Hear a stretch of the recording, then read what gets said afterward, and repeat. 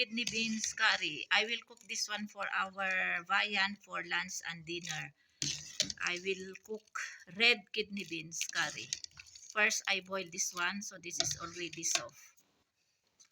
And I make also sweet. I add the milk and or condensed milk or sugar or honey. Ayan, dito ako nag-boil sa chimney o kaya pugon ang giti.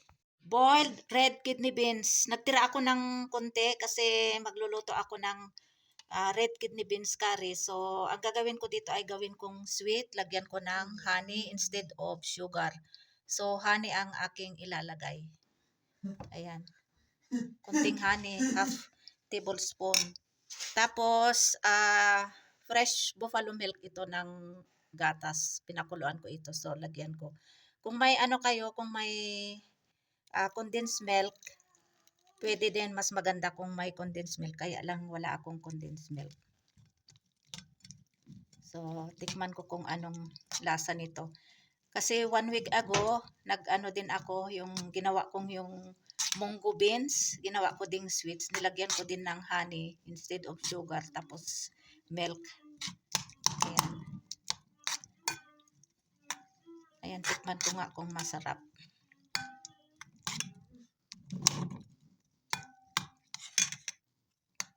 Ayan, kain tayo ng red kidney beans na sweet.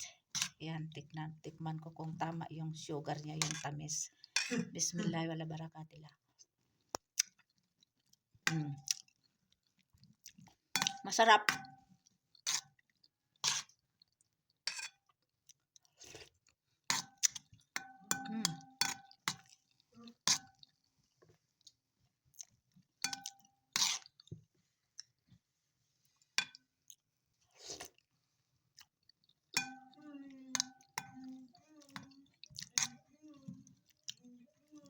Naalala ko sa Pilipinas, noon, nung bata pa ako, pag may gumagawa ng halo-halo, hinahalo nila ito, yung pinakuluan na beans.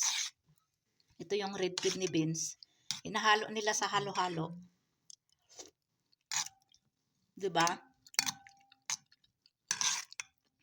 Masarap.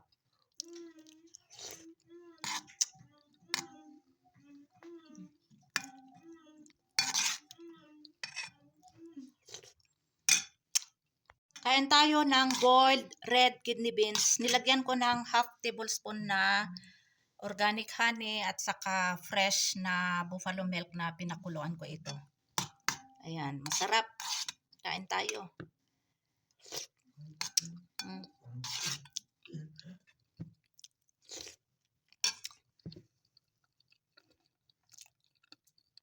Naubos ko yung tinabi kong boiled red kidney beans na nilagyan ko ng honey at saka fresh boiled buffalo milk. Kung may condensed milk kayo, yun ang gagamitin nyo. Masarap. Lang, simple ang ingredients. At saka yung tamis niya ay katamtaman lang. Kasi honey yung aking nilagay, sorry. So, ayan, masarap na pang himagas na minatamis na red kidney beans na binoil ko.